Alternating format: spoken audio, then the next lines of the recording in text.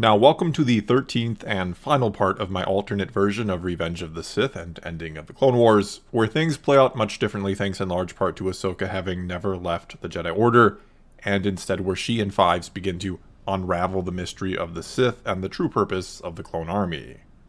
And very quickly before getting back to it, if you're new to the series, then I would highly recommend starting at part 1, and if you like it, eventually working your way back here to the end. Otherwise, everything going on right now will not make any sense to you whatsoever, and a link to the playlist can be found in the comments and description below.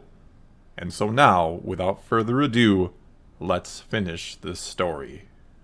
We start back somewhere in the lower levels of the Senate building, where roughly 100 senators, along with a couple dozen shock troopers, as well as Masameta, are gathered and taking shelter while the separatist attack and bombardment on Coruscant continues.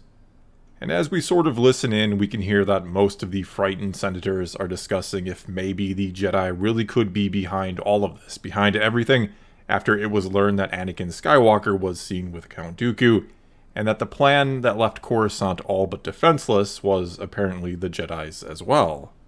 And it's as this is going on that we suddenly see a stir among the gathered shock troopers, their hands going to their helmets as if receiving and listening to a transmission or message of some kind. A small group of them then approaches and very briefly discusses something with Masameta, before half of all the shock troopers in this large room, quickly leave and head off to who knows where.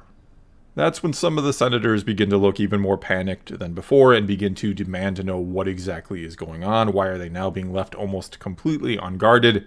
Masameta then raises his hands into the air to get their attention and to quiet them down. And soon enough, he's announcing, "It seems the Chancellor's escape shuttle has been attacked and destroyed, and that the Jedi are to blame." The room then erupts into a chorus of mostly angry shouts, but there is some disbelief mixed in.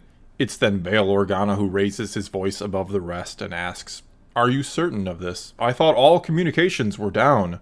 The crowd falls silent and Masameta responds, "We've had some success with short-range communication.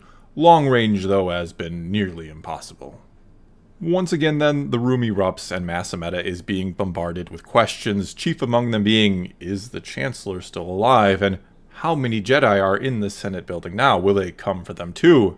And it's as this is happening that Senator Bail Organa starts to slip his way through the crowd and out of the room without anyone apparently noticing. Next, we're taken to yet another part of the Senate building, to a hallway somewhere within it where we can see Sidious is being driven back, but nevertheless holding his own against Anakin, Dooku, and Ahsoka. And he looks like he's rather enjoying himself as he cackles with laughter the whole time. He does, however, pause just long enough to say, "Even together you are no match for the power of the dark side." Dooku then does a quick flourish with his saber and says, "We shall see about that," before feigning an attack, and instead Anakin springs forward and makes a quick series of strikes, followed up immediately by Ahsoka, and it's a series of attacks that just almost catches Sidious by surprise, and briefly causes his overjoyed look to fade and become rather concerned. But a moment later he's smiling once more, before turning and racing down the hallway. Anakin is simply about to charge after him, but Dooku calls out, "Patience, Anakin. Remember what I told you. Our only hope to defeat him is by working together and remaining calm, staying guarded, and waiting for our moment." Anakin stops himself, nods his head, and then the three together start running off after Palpatine, which is when Anakin looks at Ahsoka and asks, "Where's Obi-Wan? What happened to him? I know I felt his presence in that shuttle." Ahsoka responds, "He was wounded by Sidious, but I don't think it was that bad." She then casts a sidelong glance at Dooku, who can see in her eyes that she doesn't believe those words, that she fears it was actually much worse, but doesn't want to tell Anakin right now. For a moment, Dooku shuts his eyes tight and seems to grieve, but when they again open, he looks resolute. Soon enough, the three engage Sidious once more, and they keep pushing him back, and he keeps making turns at certain intersections in the hallway, and seemingly trying to lead them somewhere. And it's only a matter of time then before the three hear a strange sound from behind them, a swooshing sound like multiple lightsabers being rapidly swung all at once, and easily slicing through anything and everything they might be coming in contact with. And as a large smile crosses the face of Sidious, Dooku, Anakin, and Ahsoka all glance behind them to see that General Grievous, 4 sabers spinning, is quickly and menacingly approaching. It's Ahsoka that then calls out, "I'll deal with him," before immediately taking off back down the hallway towards Grievous. Anakin then yells out, "Ahsoka, no, you can't handle..." But before he can finish, Sidious strikes again, almost now catching Anakin off guard and landing a blow that would have ended his life. Dooku then sternly says, as he once again attacks Sidious, to give Anakin a moment to recover, "Focus, Anakin. She is doing what she must." But Anakin fires back, "She can't take him alone." Dooku then says, his eyes locked on Sidious, "And I cannot take him alone." Moments later, Ahsoka reaches Grievous, and she raises her one white saber and her one red saber in a somewhat unsure defensive manner as she looks at the 4 spinning sabers and wonders what to do, how to even strike against that when there is literally no opening. After a very brief debate, she stabs both sabers forward, aiming for the hands holding the sabers, but the attack ends up being easily blocked by Grievous, and his spinning wall of lightsabers even knocks both weapons from her hands, forcing Ahsoka to do a backflip away from him before reaching out with the Force to retrieve the sabers. She then ignites them once more, looking even more unsure than before about just what to do. That's when Grievous momentarily stops, his eyes drifting to the white saber in her hand as he says, "Those will make a fine addition to my collection." Ahsoka smirks and says, "Not a chance," before again attacking, but once more Grievous easily blocks and then immediately starts counterattacking with all 4 sabers, which sends Ahsoka reeling backwards, looking overcome as she does all she can to block sabers that just keep coming from all different directions one after the other. We're then back with the other 3, and Anakin frowns and seems to curse under his breath after glancing over his shoulder and seeing that, as feared, Grievous is perhaps too much for Ahsoka to handle alone. Sidious, noticing this, then says, "Yes, young Skywalker, she will die." With some anger showing in his eyes now, Anakin focuses back on Sidious and takes a powerful swing at him, and then another and another. Sidious, after easily blocking them, then says, "Good. Give in to your anger. It is the only hope you have to destroy me."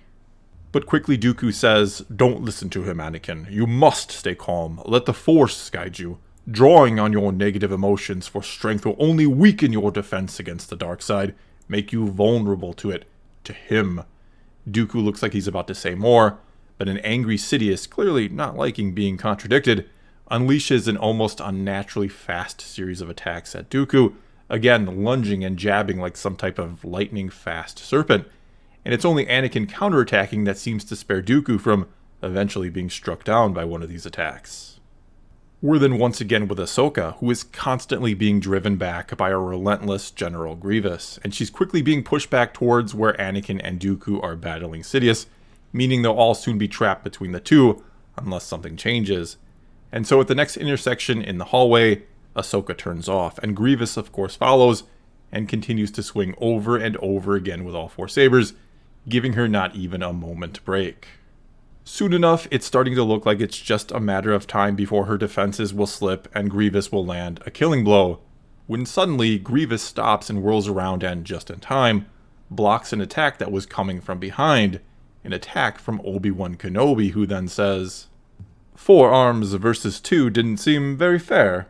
That's when Ahsoka, after a sigh of relief, now is the one who goes on the offensive and attacks Grievous, forcing him to quickly turn back towards her, and then to turn sideways to block the attacks coming from both sides, from both Obi-Wan and Ahsoka. We're then taken just outside, to the base of the mushroom-shaped Senate building, where a not very large or well-fortified line of clone troopers and AT-TE tanks and other military vehicles are doing all they can to repel the ever-amassing and approaching droid army, and we note that dropships are still falling from the sky as the bombardment of Coruscant continues. And running up to this line, we see 24 or so clones from both the 212th and 555th, led by the Jedi Attain and Commander Fives. They then go up to the first clone officer they see, and Fives asks, "Status report, Lieutenant." But the lieutenant only shakes his head and says, "It's chaos, sir. What little forces we have are trying to regroup and make our stand here, but it won't be enough to hold them off for long. We need reinforcements." Fives then responds, trying to sound like he's sure of it, even though he's not. "The fleet's been recalled, Lieutenant. Reinforcements are on the way. Now what about the Chancellor?" The lieutenant gives a bit of a shrug and replies, "He's still inside for all we know anyway. Communications have been extremely unreliable. Something's been jamming us. And the crazy thing is, one of my tech officers says the source of all this interference, seems to be coming from here, from somewhere within the Senate building, but we can't pinpoint it. Fives and Etain then exchange a look before thanking the officer and moving away to discuss. It's gotta be Palpatine's doing, is the first thing Etain says. Fives nods in agreement and responds, but what do we do about it? Etain replies, we get in there, shut it down, make sure the distress call got out to the fleet. Fives again nods in agreement, but says, how do we find it? Etain thinks briefly and says, we start in Palpatine's office. Fives then counters, and what if he's in his office? Etain grins as if to say, good point, but then she says, there's some sort of protocol the Jedi have to get him out. I'm not overly familiar with it, but they're supposed to get him to an emergency escape shuttle and off-planet in a situation like this. Fives gives a skeptical look. And you, think he just went with the Jedi, all things considered? Etain frowns and again gives a look that says, good point. She then shakes her head and says, his office is the only idea I've got. We have to try. And to that Fives quickly says, then I'm with you, General. He then quickly corrects himself as he glances over his shoulder at what's left of their legion, as well as the 212th. We're all with you, General. Etain briefly smiles at him, then they all rush towards the main entrance of the Senate building. We're then back with Anakin and Dooku against Sidious, and rejoin them just in time to see Sidious land a glancing blow on the shoulder of Dooku, causing him to grimace in pain and momentarily fall to a knee. Sidious then again cackles with delight, and we see an ever-increasingly frustrated Anakin again start to give into his anger as he, alone now, starts to drive Sidious back with savage yet well-aimed attacks. Sidious then heads back through a door that leads to a short hallway and to a chamber that then leads to the cavernous Senate arena filled with thousands of repulsor pods, and with one main platform in the very center. As that's happening, we see Dooku slowly get back to his feet, and he takes a few deep, labored breaths before marching forward, through the doors and eventually into the Senate arena too, where he joins the attack on Sidious with Anakin once more. He then says, calm yourself, Anakin. Remember your training. You mustn't give in to your negative emotions. Anakin shouts back, how else are we supposed to beat him? He's too strong. Yes, Anakin, Dooku quickly replies. He is too strong. Too strong with the dark side to ever hope to match him and defeat him that way. He wants you to give in to it. He wants to turn you, to make you a slave to it, as he did with me for a time. Sidious then, again clearly annoyed by what Dooku is saying to Anakin, launches another series of attacks at Dooku, a series that, once more, is only halted when Anakin steps in and counters, forcing Sidious to stop and defend himself. Dooku then says when he gets the chance, trust only in the Force, Anakin, and our moment will come. Sidious then snarls and says, yes, my apprentice, your time has indeed come. He then unleashes a Force blast at Anakin, who raises his defenses but still stumbles backward from the unlimited power behind it. And then, in that moment, and with blinding speed, Sidious makes a series of darting attacks at Dooku, one of which catches him in the side of the stomach, and drops Dooku to his knees before Sidious. And as Anakin quickly recovers, he watches as Sidious, in a crossed fashion, puts his sabers to the neck of Dooku. Anakin then begins to shake his head as if silently asking, pleading with Sidious not to do it, which only causes Sidious to grin from ear to ear. Dooku then simply says, a rather calm and stoic look on his face as he looks up and directly at Sidious, I die free of the dark side. I die a Jedi. The smile on Sidious's face begins to twist into a look of anger as he says, so be it. He then yanks his hands to his side, removing Dooku's head from his shoulders, and finishes, Jedi.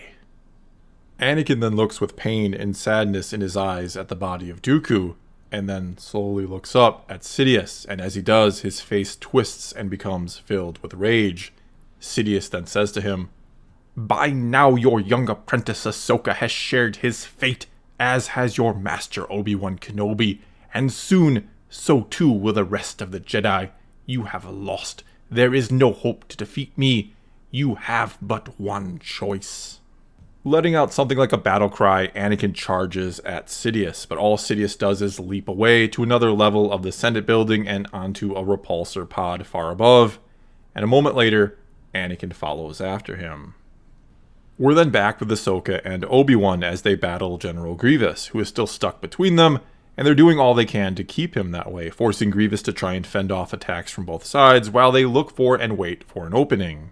Finally then, a frustrated Grievous briefly focuses all his attacks on Ahsoka, leaving him open to attack from Kenobi, who doesn't waste the opportunity and manages to slice off one of his arms holding a lightsaber. Yet Grievous still manages to get out from between them, and to get them both in front of him now, though with one less arm and one less saber. Ahsoka and Obi-Wan then take up positions side by side facing him, and Ahsoka asks, "Where's Maul? What happened to him? And I thought you were..." Obi-Wan lowers his head a bit and says, "It's difficult to explain, but he gave his life for me and the child." Ahsoka shuts her eyes tight to fight back the pain, which Obi-Wan notices, and he says to her, "I'm assuming you have quite the story to tell, and that this was all some crazy plan of Anakin's?" But Ahsoka shakes her head and says, "No, not exactly all his fault this time." That's when Grievous again attacks, and the two together, Ahsoka and Obi-Wan, working in perfect unison, have a fairly easy time blocking the three sabers of Grievous. We're then briefly taken back into the Senate arena and see Sidious and Anakin fighting upon and then within one of the thousands of repulsor pods docked all around, before they then leap to another one and continue their fight, and then yet to another one. And the longer this goes on, the more delighted Sidious seems to be, and the more and more infuriated Anakin seems to become. Next, we're taken into hyperspace and see Padme's ship, a chrome Nubian star skiff, gliding through it. On board, we see Padme seated in the cockpit asking if there's been any communication from Coruscant since the one message they received that they were under attack. The pilot, however, shakes his head and says nothing. He then asks, in a way that makes it seem like this isn't the first time he's asked about this, if she wants to reroute instead of coming out of hyperspace at Coruscant and quite possibly in the middle of a separatist fleet. But Padme says no, that if there's anything at all that they can do to help, then they're going to do it. Next, we see Attain and Fives leading the couple dozen clone troopers they have left, and running as fast as they can through the halls of the Senate building, no doubt heading for the office of Palpatine. Suddenly then, they turn a corner and run almost right into General Grievous, who is taking on Obi-Wan and Ahsoka. Everyone is so surprised and caught off guard that there is this moment where everything and everyone seems to freeze. And then, all at once, Fives and the other clone troopers raise their weapons in unison, ready to fire, while Grievous, who immediately realizes that going through one young woman, who he assumes could be a Jedi but isn't brandishing a lightsaber, and a couple dozen clones will be far easier than trying to get through the two Jedi he's been fighting all this time. And so Grievous leaps at the first clone in his way. He leaps at Fives with his sabers swinging. But the very instant before Fives is literally cut into pieces, Attain knocks him out of the way and catches a saber across the back. With Fives and Attain out of the way then, the other clones open fire, trying to be cautious about where and how they fire, mainly aiming up towards the head of Grievous so they hopefully don't hit the two Jedi behind him, especially considering one of them is indeed General Kenobi, their commanding officer for those in the 212th. Many of the shots they take land and stun and slow Grievous down just enough for Ahsoka and Obi-Wan to easily stab their sabers forward and through the soft parts of Grievous underneath that armor. And in a matter of moments, it's over, and General Grievous, after a shrieking cry of pain, crumples to the ground dead. And as that was happening, Fives was kneeling down beside Attain and gently taking her into his arms. He then rips off his helmet, tosses it aside, and with tears welling up in his eyes, says, "Why? Why would you do that for me? I'm just a clone. My life doesn't matter like yours does." All Attain does or can do is offer a weak smile before saying, "It matters to me." An instant later, Ahsoka and Obi-Wan are also kneeling at her side, and Fives looks at them both, and we can see it in his eyes that he's saying to them, with just that look, that "You're Jedi, you have to be able to do something." But Obi-Wan and Ahsoka only look on helplessly. That's when we hear a voice say, "Perhaps I can help." Everyone looks up, and it's Obi-Wan Kenobi who says to the newcomer, "Senator Organa, what's going on? What are you doing here?"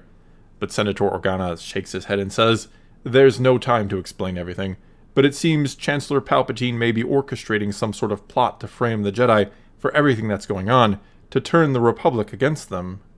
Out of all of them, Obi-Wan is the only one who looks surprised to hear that. But before he can ask, Senator Organa, his eyes on Attain, then says, "There is an emergency med lab just a little ways down the hall. The best droids and technology in the galaxy. I can show you the way." Fives doesn't say anything, he just gets to his feet with Attain in his arms, and gives the Senator a quick nod of the head as if telling him to get moving. Ahsoka then gives a quick nod of the head to Fives, who returns it as if both saying to each other, "It's good to see you come through the other side." Ahsoka then says to Obi-Wan, "We have to get to Anakin and Dooku. Help them against Sidious." Yet again, Obi-Wan looks surprised. Help Anakin and Dooku against Sidious. This must be quite the story you have to tell. Ahsoka gives a bit of a grin and says that it is. Obi-Wan then orders the rest of the clones to go with Fives, while he and Ahsoka race off the other way. We then see Fives, carrying Attain, enter the med lab, and immediately a small army of droids springs to life and takes her from him.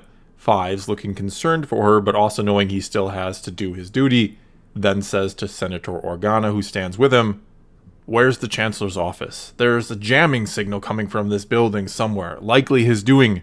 We might be able to shut it down from there and make sure the fleet is on its way back to Coruscant."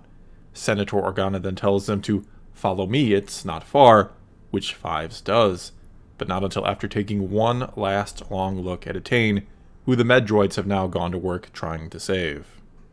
We're then taken back into the main Senate arena and see that many of the repulsor pods are damaged and sort of strewn all about this massive chamber, as Sidious and Anakin continue to fight and leap all about, destroying anything and everything in their path. It's while they're on one of these pods that we hear Sidious say, "Good, my boy, you're embracing your anger, fulfilling your destiny.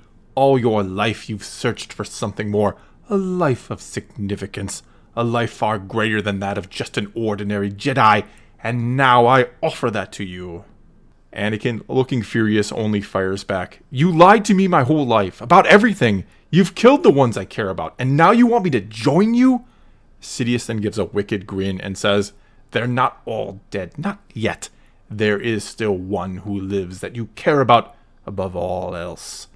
Anakin's look gets even darker, and he again savagely attacks Sidious. Next, we're back with Fives and Senator Organa as they run through the halls and come to the doors of Chancellor Palpatine's office, and quickly they enter and find it completely empty, and make their way over to his desk, which doubles as a large, rather complex-looking computer terminal. Fives, his helmet off, exchanges a rather helpless look with the Senator before the two just start pressing buttons. After only a few moments of this, Fives hits a button that seems to activate a monitor on the desk, and it's a live feed from inside the Senate arena, where Anakin and Sidious are locked in combat. Fives then says, "Is that General Skywalker fighting the Chancellor?" Senator Organa gives it only a brief glance, looking both stunned and horrified, before he goes back to just pushing buttons. He then announces he might have something, that there seems to be some sort of transmitter somewhere in the building that is causing at least some, if not most, of the interference. Fives then asks, "Can you shut it down?" Senator Organa then reaches out and hits a bunch of buttons, but nothing seems to happen. The two stand there quietly for a moment, and then Fives lifts his arm, takes a deep, hopeful breath, and then taps a few buttons on his wrist communicator and says, "This is Commander Fives on Coruscant, putting out a distress call for..." But before he can even finish, a voice interrupts him and says, "This is Jedi General Mace Windu. We're already on our way, Commander." The two then smile at each other briefly before both turn their attention back to the monitor where Sidious and Anakin can be seen fighting. It's Fives who then says, "It's been Palpatine the whole time, behind everything, the whole war." Senator Organa shakes his head a bit and says, "I can't believe it." Fives then says, "Well, the whole galaxy needs to be made to believe it, and I don't want to sound like a Jedi, but I feel like it's my destiny to get the truth out there, in honor of my brothers and everyone else who died in this war." The Senator then asks, "And what exactly are you suggesting?" Fives thinks a moment and then says, "We broadcast this to the whole galaxy, every last corner of it, so they can all see him for what he really is." The Senator seems a little unsure about that idea, but finally nods and says as he again gives a helpless look to the control terminal, "Now, if only we knew how to do that exactly." But Fives grins and says, "Don't worry, I have a friend who can probably help us with that." He then again taps at his wrist communicator, and a moment later we hear the voice of Dr. Search say, "Fives, my friend, it is good to hear from you again. Is there something I can do for you? We're then once again taken back into the large main Senate arena, where Anakin and Sidious are now battling each other on the main platform in the very center, when a nearby explosion from the continued bombardment shakes the building a bit, and we then hear a tired yet rage-filled Anakin simply ask, "Why? What's the point behind all this, of burning the Republic to the ground?" Sidious responds, "Yes, the Republic shall burn and democracy shall die, but from its ashes an empire will rise, and we will finally have a galaxy free of the Jedi and ruled by the Sith." Sidious then reaches out a hand towards Anakin and continues, "There is still a place for you, my boy, a place for you at my side, ruling the galaxy together, making it as it should be." For a moment, a fleeting but significant moment, we see temptation upon Anakin's face. We can see him cracking and giving in to the dark side. And Sidious apparently sees it too, as he then says, "You cannot beat me. You know this to be true. The harder you fight, the more you embrace your anger, and the more you make yourself my servant. It is unavoidable. It has always been your destiny. Simply give in to it, Anakin. Embrace it. Ensure the safety of the one you love, the only one you have left." Anakin's head then hangs, and he looks utterly defeated. But it's then that he hears a noise from somewhere else in the chamber, and he looks across the way and sees Ahsoka and Obi-Wan have just entered, and now stand in a repulsor pod looking up at him, with hope in their eyes. And it's also at this moment that in orbit above, a ship comes out of hyperspace, Padme's ship, and we're taken there and see her looking beyond the Separatist fleet to the world below, to where she knows Anakin is, where she can somehow now feel his presence, and where he can feel hers. A few seconds later, as some of these Separatist ships turn to fire upon this newly arrived ship, an entire fleet of Republic ships begins to emerge from hyperspace. We're then back with Anakin and watch as his eyes go from Obi-Wan and Ahsoka to above, high above, where he can now feel the presence of Padme. And as he does, a calm comes over him, and a memory drifts back to his mind, a recent one of Dooku talking to him on their way here from Dagobah, where Dooku told him that, "We are all conduits for the Force, Anakin. It flows through each and every one of us, and we can either choose to go with that flow, to follow it to our destiny, or fight against it and try to shape our own fate, and all too often at the expense of others.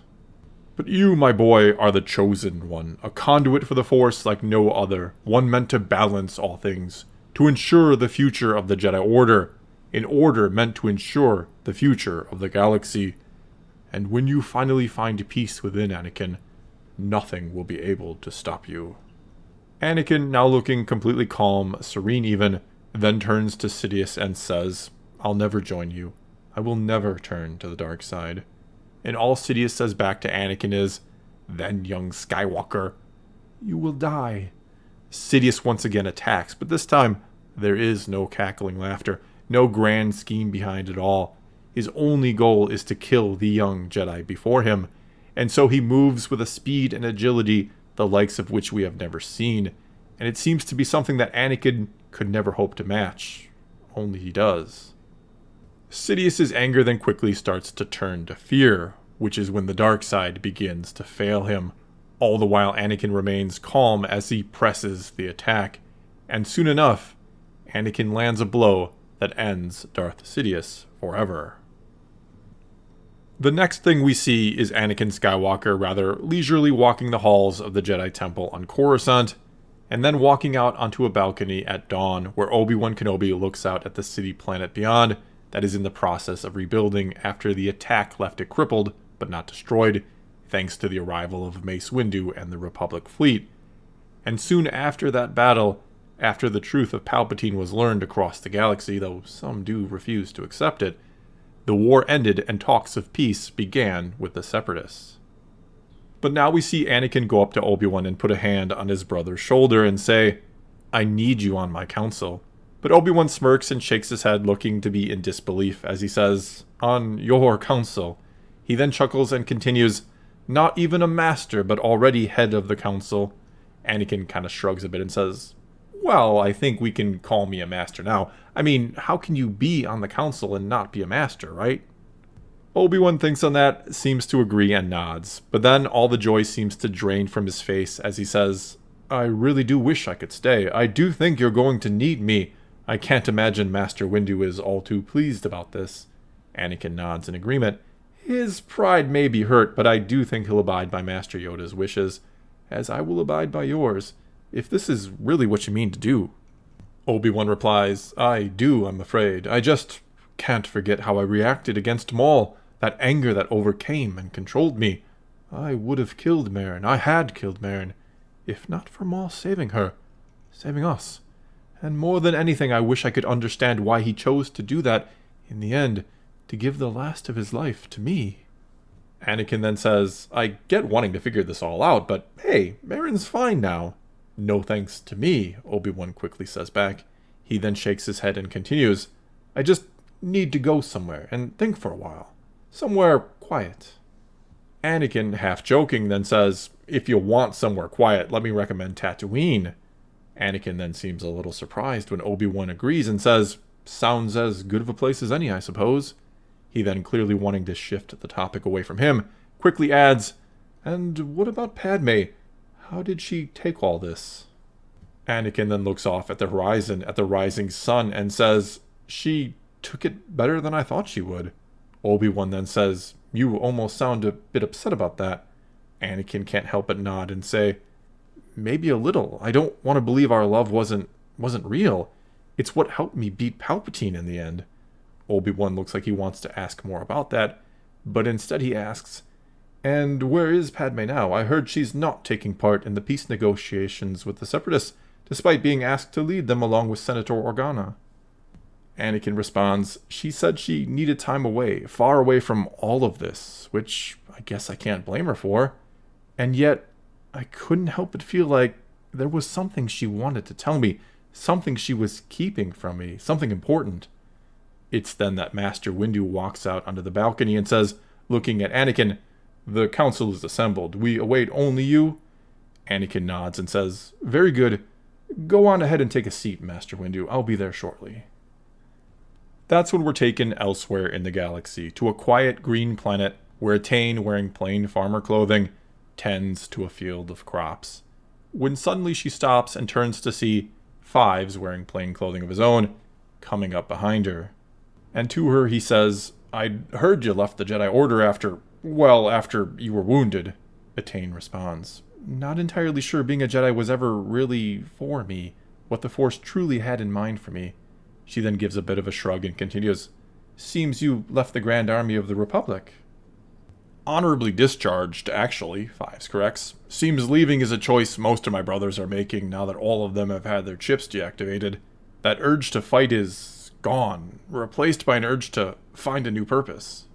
Fives then shifts awkwardly and uncomfortably, like he doesn't know what he's going to do or say next, so Tane says as she looks all around her, at her little farm in her little corner of the galaxy, I may have taken on a bit more than I can handle alone here. I'm thinking about looking for some help.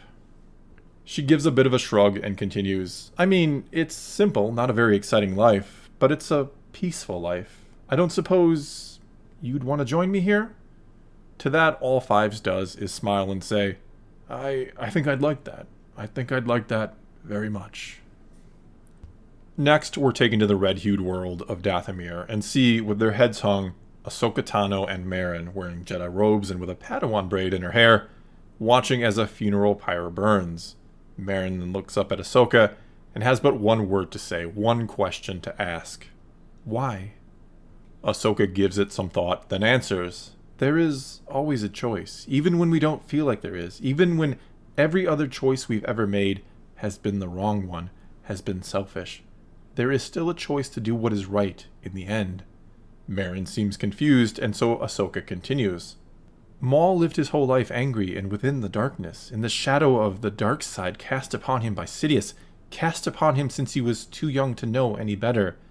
And it was a shadow he knew he could never escape from, not fully. And the last thing he ever wanted to do was in any way cast that same shadow upon you. Ahsoka then takes the two pieces of Maul's double-bladed saber from her robe and ignites them. One glows a brilliant white, the other a crimson red. She then deactivates them and hands them both to Merrin and says, They will forever remind you of him, of the two sides of him, of the part that was shrouded forever in darkness, never able to escape, and the part that deep down longed to always be more, that gave his life for you. Ahsoka then turns and ushers Merrin away, but they both turn back and give one last look to Maul.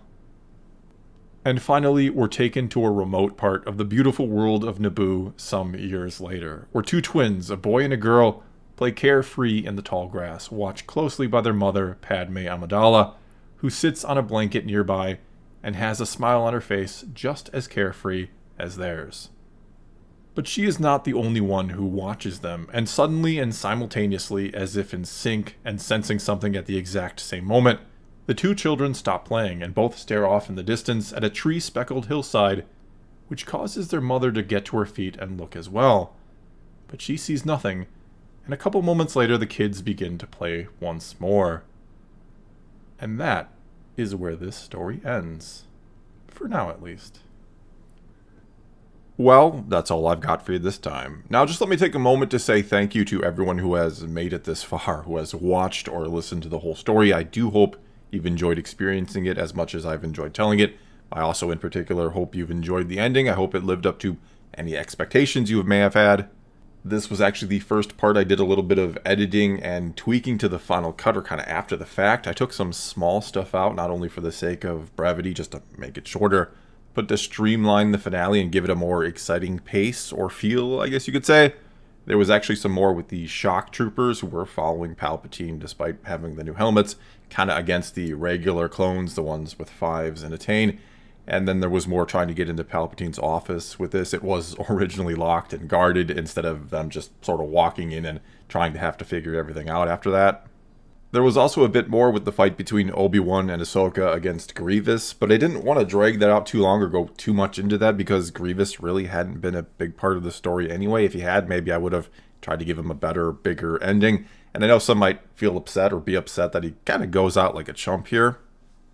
But anyway, again, I do hope you enjoyed the story, and a new one will be starting relatively soon, probably in a couple weeks. And though I've said before I want people to vote on the ideas or the what-if scenarios behind them, there is one I have stuck in my head that I'd like to do next. And then after that, we'll go back to you all getting to vote on what the story is. Anyway, here, do leave a comment below and tell me what you thought of this part or the whole story. And until next time, thank you so much for watching.